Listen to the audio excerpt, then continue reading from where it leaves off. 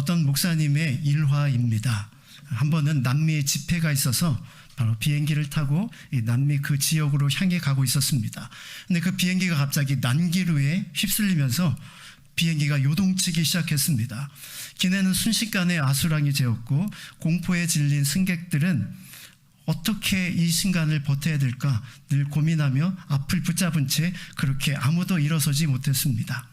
그때 스피커에서 다급한 기장의 목소리가 들려왔습니다. 승객 여러분, 지금 이 비행기는 난기류에 빠져서 제 통제력에서 벗어났습니다. 제가 어떻게 할 수 있는 것이 아무것도 없습니다.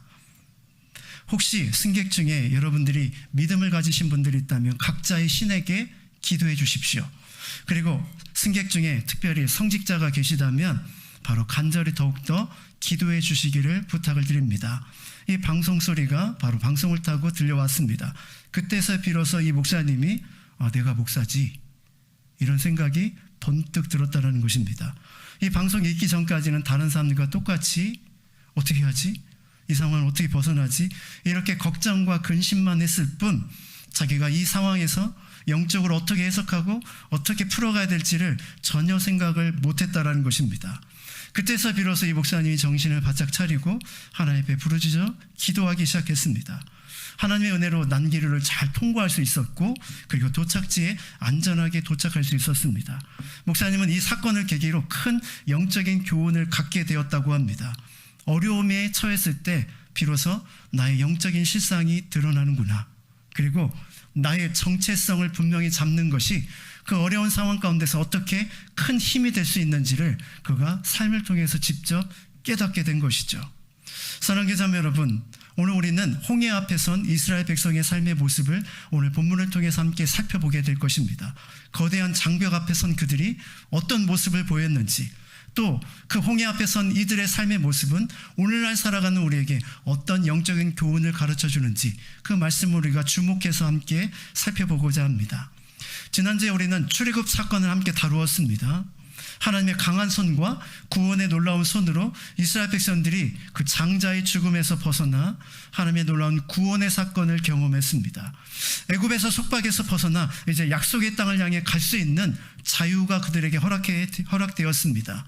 그들은 애굽 땅에서 나올 때 승리한 군인처럼 당당하게 발걸음도 가볍게 걸어 나왔습니다. 그들은 모든 것을 할 수 있을 만한 승리감과 자신감에 넘쳐났습니다. 여러분, 그도 그럴 것이 그들이 경험했던 기적 중에서 우리가 하나만 체험하게 되더라도 우리는 평생 그 하나님의 기적 때문에 하나님을 믿지 않을 수 없는 그런 믿음을 갖게 될 것입니다. 심지어요, 그들은요, 과거의 기적이 아니라 매일마다 하나님의 기적을 경험하고 있었습니다. 출애굽한 그 순간부터 하나님이 보내주신 불기둥과 구름기둥이 그들의 삶을 지키시고 인도하시며 보호해 주셨기 때문입니다. 날마다 아침에 눈을 뜰 때마다 구름기둥과 불기둥을 바라보며 하나님이 우리에게 지금 행하고 계신 놀라운 구원의 사건들을 경험하고 있었던 것이죠. 이렇게 삶을 살아간다면 무엇이 두렵겠습니까? 아니, 어떤 상황이 주어져도 다 이길 것 같은 자신감이 넘쳐났던 것입니다. 그들의 미래는 장밋빛처럼 바로 꽃길로 바로 열려진 것처럼 보였습니다. 그런데 하나님께서 그를 위해서 준비하신 길은 어떤 길이었습니까? 29절로 다시 한번 들어가 볼까요? 같이 읽습니다. 시작.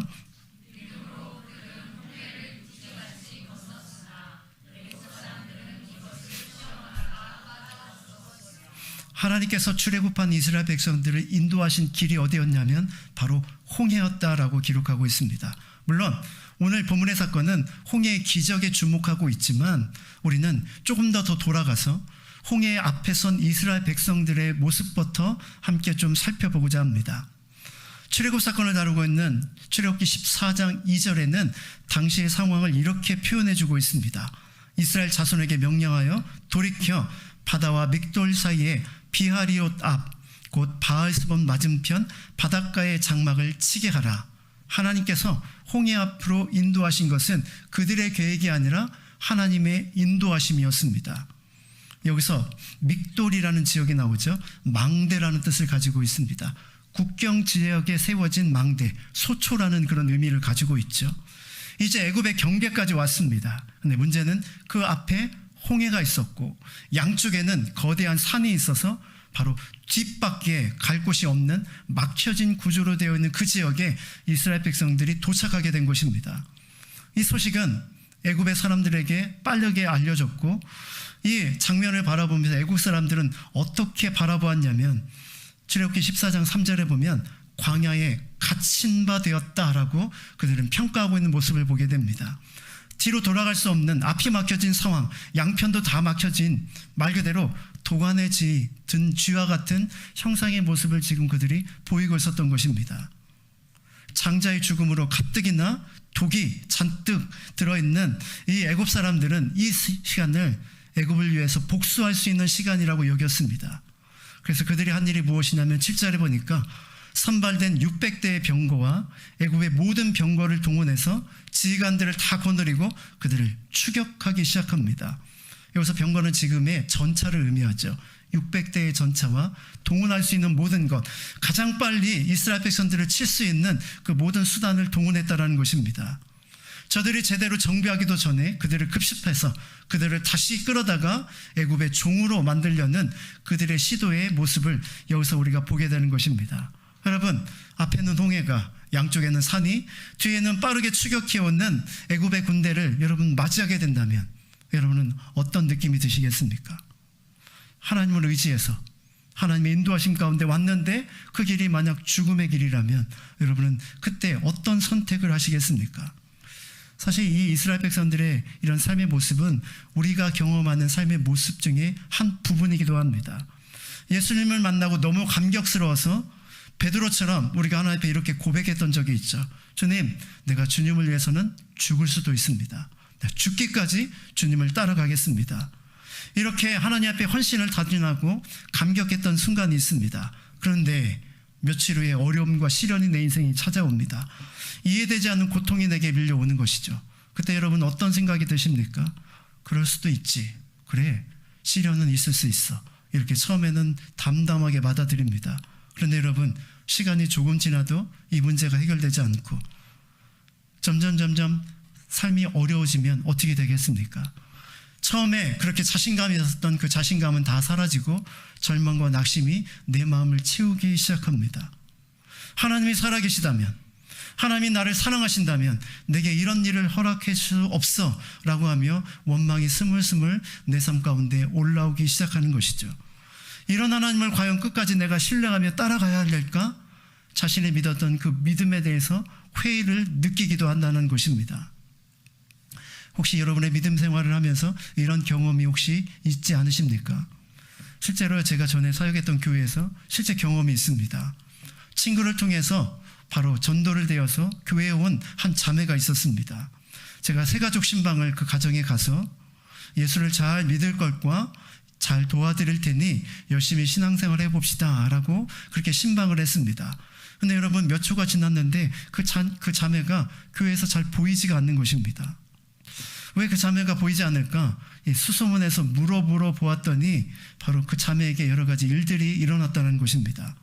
예수를 믿고 나니 그 밤부터요, 자꾸 가위가 눌려가지고 무서운 꿈을 꾸더라는 겁니다. 아, 내가 교회 나가서 이런 꿈을 꾸나? 처음에는 이런 생각도 해봤다. 무슨 그런 일이 있겠어 라고 생각하며 또 그냥 애써 잊고 그렇게 했는데 어느 날은 그러면 교회를 한번 안 나가봐야지. 안 나갔더니 가위에 안 눌리더라는 것입니다. 그러니까 이제 확신이 든 거죠. 그래, 나에게는 교회는 안 맞는 것 같아. 이렇게 생각하며 그렇게 지내는 것입니다. 근데 그 후에 교통사고도 한번 크게 나서 차를 고치 거의 폐차 지경까지 그렇게 난 큰 사고를 또한 경험하게 됩니다. 이런 사건을 경험하면서 신앙생활은 나에게 안 맞아라고 결심을 하게 되고 교회를 안 나오게 된 것입니다. 여러분도 이런 상황이 되면 충분히 그런 마음을 가질 수 있겠죠. 그래서 두 번째 제가 신방을 다시 갔습니다. 그리고 이런저런 대화를 함께 나누면서 이것이 바로 영적인 싸움이다. 우리가 이런 영적인 싸움을 반드시 이겨내야만 우리가 믿음으로 더 깊어질 수 있고 하나님께서 이 싸움을 허락하신 또 다른 이유와 목적이 반드시 있을 테니 두려워하지 말고 담대하게 우리 함께 신앙생활하자, 이렇게 도전을 했습니다. 그 자매는 감사하게도 다시 신앙생활을 시작할 수 있었고 그 어려움의 과정을 잘 통과하며 성경 공부를 통해 믿음을 다지고 그리고 나중에는 집사까지 되는 그런 믿음의 성장의 모습을 보였습니다. 여러분, 이 자매의 삶의 모습이 때로는 우리의 삶의 또 다른 모습일 수 있습니다. 우리에게도 영적인 싸움이 있죠. 무엇인가 새로 결심하고 내가 주를 위해서 이렇게 살아버리라 라고 생각하는 그 순간부터 사단은 우리에게 끊임없는 어려움과 시련을 가져다 줍니다. 열심을 내면 낼수록 사단도 동시에 열심을 냅니다. 그래서 우리 삶에 어려움이 찾아올 수 있다는 것이죠. 만약 여러분이 열심을 내어 주를 믿기 시작했는데 내 삶에 예상치 못한 어려움이 왔다면 그것은 바로 영적인 싸움인 것을 여러분 기억하시길 바랍니다. 지금 홍해 앞에 선 이스라엘 백성의 모습이 마치 그와 같았죠. 제가 이렇게 이야기를 하니까 속으로 이런 마음이 드시는 분도 있을 것입니다. 열심히 하면 사단도 열심히 일해? 그럼 열심히 일을 안 해야겠네? 그럼 사단의 유혹도 없을 거 아니야? 이런 얄팍한 생각을 혹시 하고 계신 분들이 계십니까? 여러분, 사단이 얼마나 영약한지 아십니까? 사단도 건드릴 자를 건드리지 건드리지 않아도 스스로 넘어지는 자는 건드릴 필요가 없습니다. 여러분, 내게 시련과 어려움이 없다면 그것은 사단조차도 내려놓고 포기한 사람일 수 있음을 우리가 기억할 필요가 있다는 것이죠. 믿음의 생활을 하는데 나름대로 열심히 신앙생활하는데 고난이 오고 이해할 수 없는 어려움이 찾아왔습니까? 내 작은 머리로 아무리 고민해도 해결할 수 없는 시련과 어려움이 찾아왔습니까? 그것은 내가 생각한다고 해서 해결될 수 있는 문제가 아닙니다. 주께서 허락하신 고난이라면 그 고난에는 분명한 이유와 목적이 있을 것입니다. 물론 저도 압니다. 그것을 깨닫기까지 많은 아픔과 수많은 어려움의 시간들을 통과해야만 합니다. 그러나 여러분, 그 통과하는 그 어려움의 시간들은 결코 헛되지 않습니다. 오늘 여러분, 홍해 앞에 선 이스라엘 백성들이 이 홍해를 통과하면서 어떤 영적인 변화와 영적인 체험을 했는지를 살펴보면 우리가 홍해 앞에 선 그 사건이 의미가 분명히 무엇인지를 깨닫게 되는 것이죠. 그것을 깨닫기 전에 믿음의 삶에 반드시 시험과 어려움이 있고 이것이 영적인 싸움인 것을 분명히 알고 그것에 지지 않고 믿음으로 극복해내는 저와 여러분의 삶이 될 수 있기를 주님의 이름으로 축원합니다. 그러면 이스라엘 백성들은 어떻게 했을까요? 출애굽기 14장 10절에 보면 10절부터 12절에 보면 홍해 앞에 선 이스라엘 백성들의 모습을 선명하게 우리에게 그려주고 있습니다. 우리 10절부터 12절 말씀을 우리 같이 한번 읽어보겠습니다. 시작.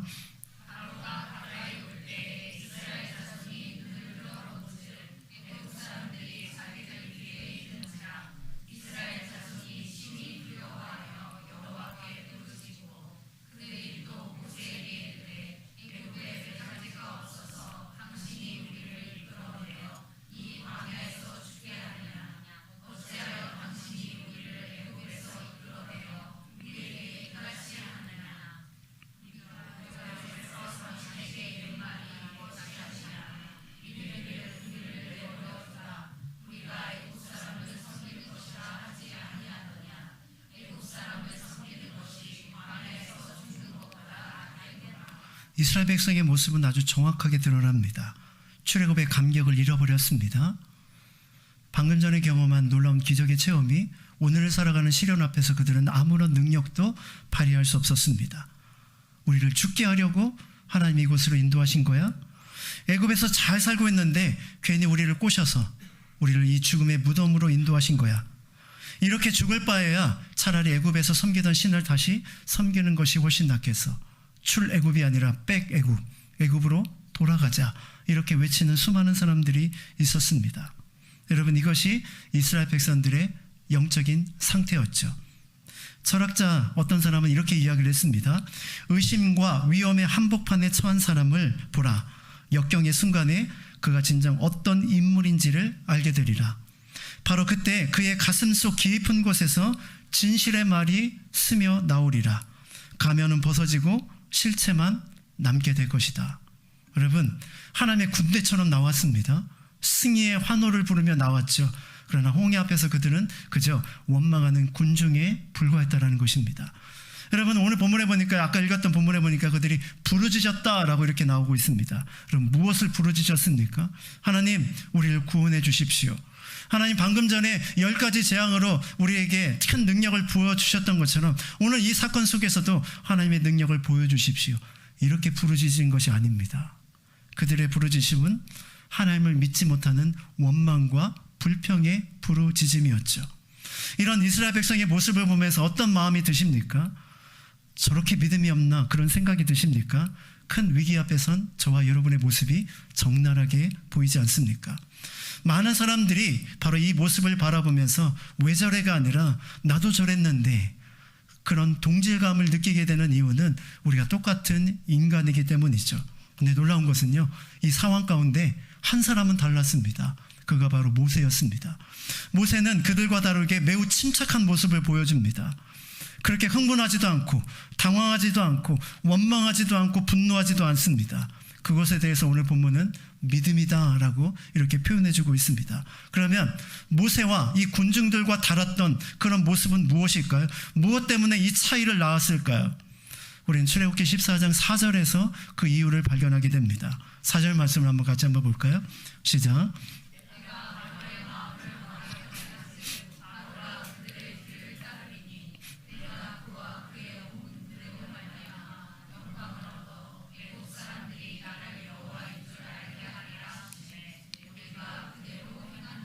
하나님께서는 이 사건이 있기 전에 이미 이 사건이 있을 것과 이 사건의 목적이 무엇인지를 모세에게 알려주셨습니다. 사실 이 말씀은 백성들에게도 아마 선포되었을 것입니다. 그러나 이 선포된 말씀에 대해서 이스라엘 백성들은 막혀진 그 홍해 앞에서 그 말씀을 끝까지 붙잡지 못했습니다. 하나님이 분명히 이유와 목적이 있어서 홍해로 인도하실 것이고 이것을 통해서 하나님의 영광을 나타내실 것을 말씀했지만 이스라엘 백성들은 그것을 믿지 못했죠. 반면에 모세는 그것을 믿음으로 받아들여 그 믿음대로 될 줄 믿었다는 것입니다. 흔들림이 없는 믿음의 실체는 하나님이 주시는 약속의 말씀을 붙잡는 데 있다는 사실을 우리에게 선명히 보여줍니다. 모세라고 당황하지 않은 것이 아닙니다. 이런 상황을 어떻게 해석해야 될지 그 나름대로의 뾰족한 답이 있는 것도 아니었습니다. 중요한 것은 하나님의 약속을 믿는 그분을 향한 신뢰감이 그에게는 분명히 있었던 것이죠. 그래서 그는 하나님의 선하심을 믿었기에 그리고 이 말씀을 통해서 이루실 하나님의 놀라운 역사를 신뢰했기에 그는 마음의 평강을 유지할 수 있었습니다. 그리고 그 말씀대로 이루실 것을 확신하며 백성들을 깨우기 시작합니다. 백성들을 향하여 13절과 14절에 이렇게 선포하죠. 말씀도 같이 한번 읽어보겠습니다. 시작.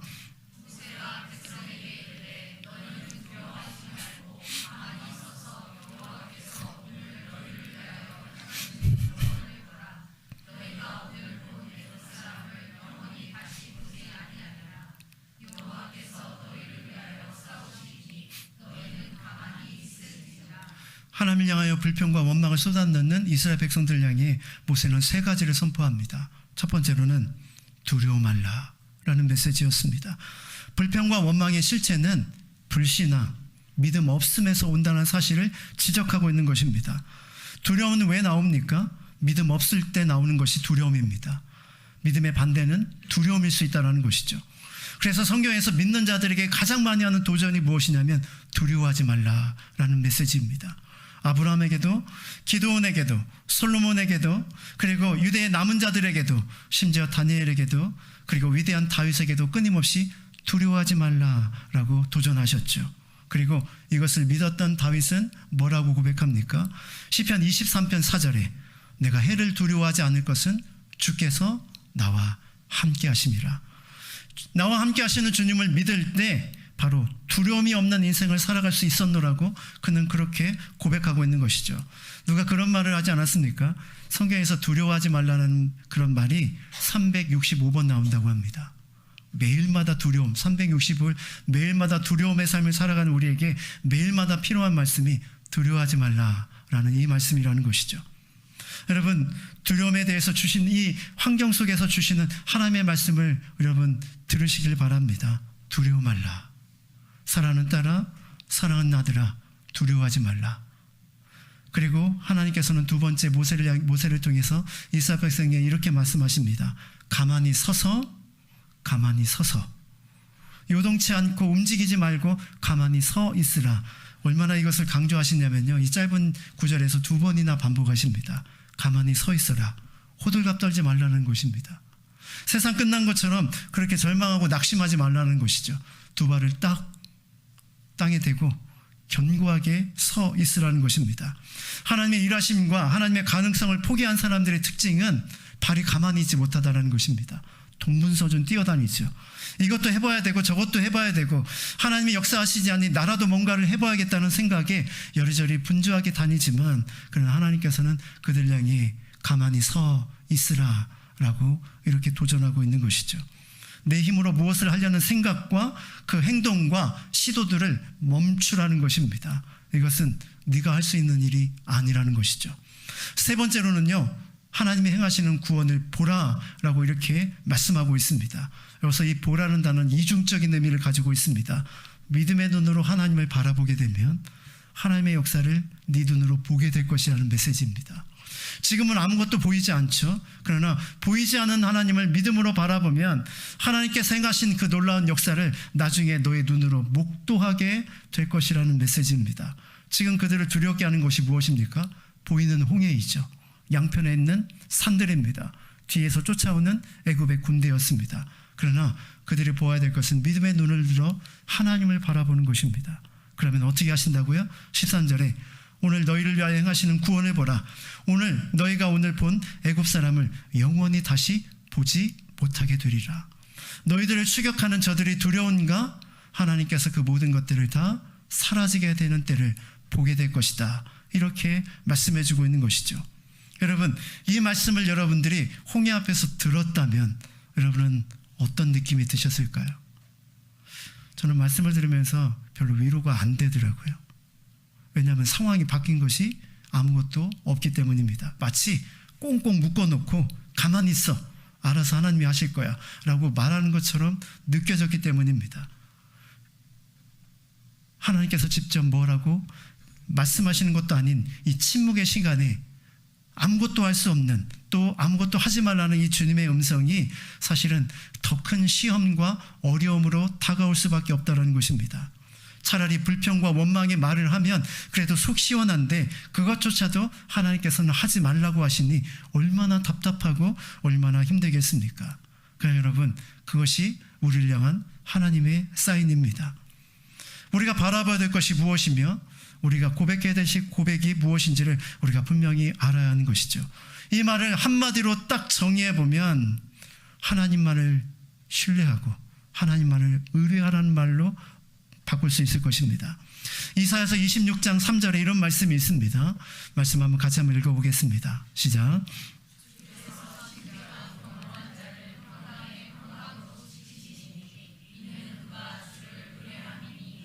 여러분, 심지가 견고한 사람, 그 사람은 주를 의뢰하는 사람인데 그 사람은 평강으로 그의 삶이 흔들리지 않는다라고 고백하고 있습니다. 근데 재미있는 것은요, 이 의뢰한다는 이 단어의 원래 의미가 이렇게 무엇에 기댄다라는 의미를 가지고 있다고 합니다. 여러분, 무엇에 기대 보셨죠? 기댈 때는 분명한 생각을 가져야만 합니다. 내가 기댈 때 이것이 나를 받쳐줄 것에 대한 믿음과 신뢰가 있을 때만 우리는 그 물체에 나의 몸을 맡기게 됩니다. 여러분, 하나님을 의뢰한다는 것은, 주를 의뢰한다는 그것입니다. 하나님이 내 삶을 지탱하고 지켜주실 것을 믿고 그분께 내 삶을 기대는 것이죠. 그분을 기대지 못할 때 어떤 일이 벌어질까요? 여러분, 우리의 발에 자꾸만 힘이 생깁니다. 하나님께 기대지 않고 내 발로 버티는 것이죠. 그러니 그 순간순간이 어려운 것입니다. 완전히 내 삶을 온전히 내어 맡기면 하나님께서 나의 삶을 지탱해 주시고 나를 견디게 하시는데, 그 하나님을 신뢰하지 못하니 내 힘과 내 발로 그 상황을 이겨내려고 하니 버티면 버틸수록 우리 삶이 힘들어지고 어려워지는 것이죠. 반면에 믿음이 있으면 우리의 삶을 하나님께 온전히 맡기게 됩니다. 여러분, 하나님께서는 왜 홍해로 이스라엘 백성들을 이끌어 주셨을까요? 앞으로 그들이 살아가야 될 삶의 모습이 바로 오늘 이 홍해 사건이 교훈이 되어야 하기 때문입니다. 앞으로 그들은 40년 동안 광야 생활도 해야 되고, 그리고 가나안 땅의 거인과 맞서 싸워도 돼야 하고, 여리고성 앞에서도 블레셋 사람들 앞에서도 수많은 어려움과 시련 앞에서 서야만 합니다. 그때마다 그들이 그 싸움에서 승리할 수 있는 비결은 무엇이라고요? 하나님께 기대는 것, 하나님을 신뢰하는 것이라는 교훈을 그들에게 주고 있는 것입니다. 그들 홍해 앞에 선 그들이 사실은 이것이 의미하는 것이 무엇인지를 그때까지는 그들은 깨닫지 못했습니다. 그저 원망과 불평만 했을 뿐 하나님 주시는 목적을 그들은 이해하지 못했다는 것입니다. 명절이 되면 서커스 공연을 하는 텔레비전 방송이 자주 나오는 것을 보게 됩니다. 그 중에 하나가 바로 이 동물이 이렇게 불타고 있는 링을 통과하는 그런 서커스를 여러분이 보신 적이 있을 것입니다.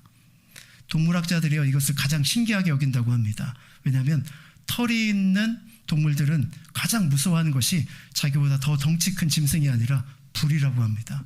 왜냐하면 그 털이 불이 붙게 되면 자기가 죽는다는 것을 털이 있는 짐승들은 너무나도 잘 알기 때문이죠. 그런데 어떻게 바로 털이 있는 호랑이가 불타고 있는 링을 과감하게 통과할 수 있을까요? 그 이유가 궁금해서 많은 사람들이 조사를 해봤습니다. 첫 번째 가설은 훈련 때문이다 라고 이렇게 이야기를 했습니다. 자꾸만 훈련을 하다 보니까 불을 두려워하지 않고 통과할 수 있는 담대함이 이 호랑이에게 생겼다는 것입니다. 그런데 조련사의 이야기를 들어보니까 그것이 아니라는 결론이 나왔습니다. 그 결론이 무엇이냐면 이 호랑이는 바로 불을 무서워하지 않는 것이 아니라 불을 여전히 무서워하지만 조련사를 믿는 것뿐이다 라는 결론이 내려진 것입니다. 조련사가 호랑이를 부릅니다. 그러면 호랑이는 그 조련사를 믿고 불이라도 바로 통과할 수 있는 그런 모험심이 생기게 되는 것이죠. 그가 나를 불렀다면 나를 죽이기 위해서 부른 것이 아니라는 사실을 호랑이가 알기 때문입니다. 여러분, 이 설명이 우리에게 큰 도전이 되지 않습니까? 어떤 어려움과 시련 앞에 섰을 때 우리는 또다시 두렵고 또다시 어렵습니다. 두려움은 날마다 우리 삶 가운데 몰아오죠. 그러나 그때 우리가 바라봐야 될 것은 우리 삶을 인도하고 계신 그 하나님만을 바라보는 신뢰감이 우리에게 필요하다는 것입니다. 모세처럼 주신 말씀을 붙잡고 그 약속을 붙잡고 하나님을 끝까지 붙잡을 때 우리는 그 어려움과 고통 속에서도 이겨낼 수 있는 것이죠. 또 하나 모세가 그들과 달랐던 점이 있었습니다.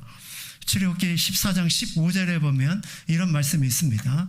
그 앞에 파란 글씨로 된 부분만 한번 읽어보도록 하겠습니다. 시작.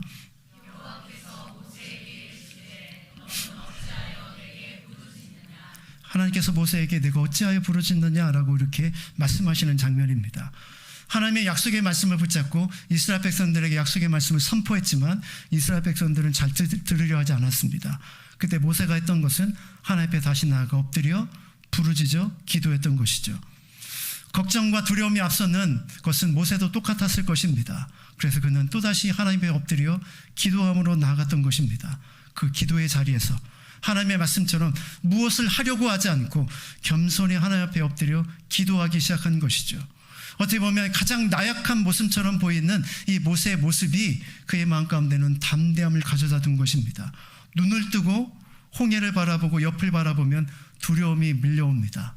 눈을 감고 하나님을 신뢰하며 바라보며 하나님 앞에 부르짖어 기도하면 하나님의 평강이 그들의 마음을, 모세의 마음을 사로잡는 경험을 하게 된 것이죠.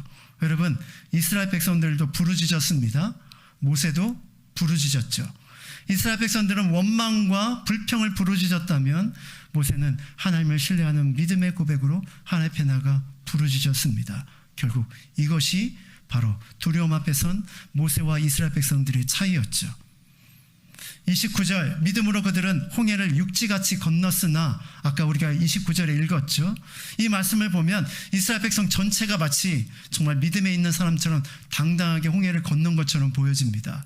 그러나 출애굽기와 연결해서 보면 사실은 대부분의 이스라엘 백성들은 믿음이 없었습니다. 오직 이 모세만 그 담대한 믿음을 가지고 이스라엘 백성들을 이끌었던 것이죠. 모세의 이끌림을 받아 이스라엘 백성들은 홍해를 건널 수 있었던 것입니다. 한 사람이 깨어 믿음으로 견고히 서 있을 때 바로 그 공동체를 살려내는 것이죠. 믿음으로 약속을 붙잡고 믿음으로 기도하는 자만이 평강의 삶으로 바로 믿지 않고 흔들리는 사람들을 붙잡아 이끌 수 있다는 것입니다. 저와 여러분 한 사람 한 사람이 우리의 가정 속에 그리고 나의 삶 속에 그런 모세와 같은 믿음의 사람이 될 수 있기를 주님의 이름으로 축원합니다. 모세는 이와 같이 흔들리는 백성들을 붙잡아주며 계속해서 기도해 주었습니다. 그때 하나님께서 모세를 향해 이렇게 또 도전하시죠. 우리 15절 말씀으로 다시 돌아가 볼까요? 그리고 파란 글씨로 함께 읽어보도록 하겠습니다. 시작.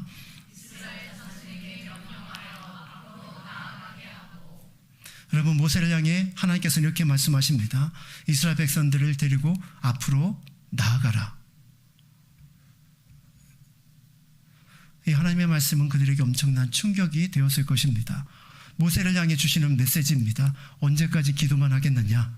이스라엘 백성들이 이끌고 앞으로 나아가라. 여러분, 아무것도 할 수 없을 때는 우리는 아무것도 하지 않고 기도만 해야만 합니다. 왜냐하면 우리의 힘으로 이룰 수 있는 것이 아무것도 없기 때문입니다. 그러나 때로는 하나님께서 우리를 도전하실 때가 있습니다. 일어나라, 그리고 앞으로 나아가라 라는 도전을 주실 때 있죠. 근데 사실은 기도하지 않는 많은 사람들이 있는 반면에 또 기도를 열심히 하는 사람들 가운데서도 하나님의 이 도전의 메시지에 반응하지 않고 여전히 기도의 자리에 머무는 사람들이 있습니다. 우리는 기도해야 될 때와 일어나야 될 때를 분명히 잘 분별할 필요가 있습니다. 기도는 우리의 도피처가 아닙니다. 기도는 하나님의 음성을 듣고 결단하고 하나님이 나를 통해 일하시기를 하나님 앞에 아뢰는 시간들이죠. 그리고 하나님께서 일어나라 라고 말씀하시면 우리는 과감하게 기도를 끝내고 일어나 삶의 현장으로 나아갈 필요가 있습니다. 예수님께서 보여주시는 겟세마네 동산의 기도가 우리에게 그것을 보여주죠. 땀이 떨어져 피와 같이 변하는 간절한 기도를 주님은 들으셨습니다. 그러나 기도를 마칠 때에는 기도의 자리에서 과감하게 일어나서 십자가를 지는 삶으로 주님은 과감하게 나가시는 것을 보게 됩니다. 모세를 향해 이제 바로 그런 메시지를 주시는 것입니다. 기도만 하지 말고 이제는 앞으로 백성들을 이끌고 나아가라. 그리고 하나님께서는 모세의 손에 들려진 지팡이를 가지고 바로 홍해를 가르칠 것을 말씀하십니다. 그때 바로 홍해가 갈라지고 이스라엘 백성들이 그 길을 걸어갈 수 있는 길들이 열려지는 것을 보게 되었죠. 불평과 원망하던 이스라엘 백성들이 하나님의 약속으로 이루어지는 놀라운 광경 앞에 서게 된 것입니다. 물론 지팡이 자체에 능력이 있는 것은 아닙니다. 지팡이는 지팡이일 뿐이죠. 하나님께서 그러나 지팡이를 들어 사용하시면 아무것도 아닌 지팡이가 하나님의 역사의 주인공으로 또 쓰임받게 되는 것입니다. 사랑하는 자매 여러분, 여러분 앞에 홍해가 있습니까? 여러분이 열심히 기도하셨습니까? 그리고 하나님께서 도전하심으로 이제 앞으로 나아가라고 하십니까? 그러면 도전의 말씀을 붙잡고 한 걸음, 발걸음을 옮겨보십시오. 여러분 앞에 있는 홍해도 갈라지는 은혜를 여러분들이 경험하게 될 것입니다. 홍해 길을 따라 홍해를 건너는 이스라엘 백성들, 이제는 그들 안에 있는 문제가 해결이 되었습니다. 그런데 여러분, 아직 해결되지 않은 문제가 있죠. 추격해 오는 바로 이 애굽의 군대들이었습니다. 그들은 너무나도 빠르게 추격해 왔습니다. 거의 끝에 머리까지 바로 이스라엘 백성들을 추격했죠. 그때 하나님께서는 어떻게 했나요? 출애굽기에 보면 바로 그들을 인도하는 구름기둥과 불기둥을 후미로 보내서 애굽의 군대들이 더 이상 추격하지 못하도록 그들을 방해하고 혼란을 주었습니다.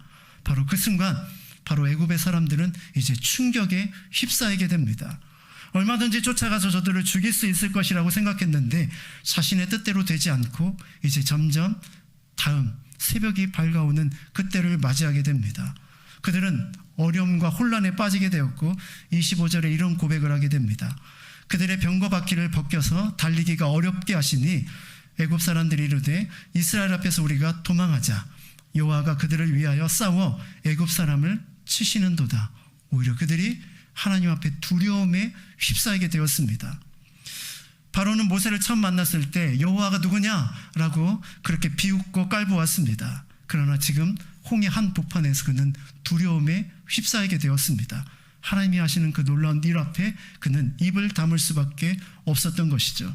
그리고 이 사건은 오늘 본문에 아까 읽었던 29절의 말씀처럼 이스라엘에게는 구원을, 그리고 외부에는 심판을 가져오는 하나님의 놀라운 역사임을 그들에게 보여주었습니다.